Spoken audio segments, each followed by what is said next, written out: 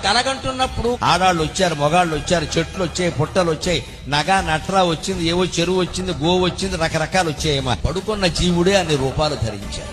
వాడే ఆడవాళ్ళు అయ్యాడు, వాడే మగవాళ్ళు అయ్యాడు, వాడే పశువు అయ్యాడు, వాడే పాము అయ్యాడు, వాడే చెట్టు అయ్యాడు, వాడే పొట్ట అయ్యాడు, వాడే కింద పడ్డాడు, వాడే మీద పడ్డాడు, వాడే సుఖపడ్డాడు, వాడే దుఃఖపడ్డాడు. అందరి మాటలు ఒక్క జీవుడే మాట్లాడాడు. మరి పడుకున్న ఒక్క జీవుడు, సామాన్యమైన జీవుడు, తన కలు తాను సృష్టించుకుని ఇన్ని పాత్రలు తానే ధరించి ఆడుకుని పాడుకుని ఖేదపడి దుఃఖపడి సంతోషపడి మోదపడి రకరకాల డాన్స్ కార్యక్రమాలన్నీ చేసి నిద్రలేచి మేల్కొని ఇదంతా మాయా అనుకోవడం నిజమైనప్పుడు శ్రీ మహావిష్ణువు క్షీరసాగరంలో శయనించి ఈ విశ్వమంతా తానే ఒక కలగా గని ఇందులో అన్ని పాత్రలు తానే ధరించి అన్నిటితోనూ తానే ఆడుకుని తానే దేవతలై, తానే మానవులై, తానే రాక్షసులై, తానే చరాచర జీవరాశి శ్రీ మహావిష్ణువు ఈ మొత్తం ప్రపంచంతో ఆడుకుంటున్నాడు అన్నమాట.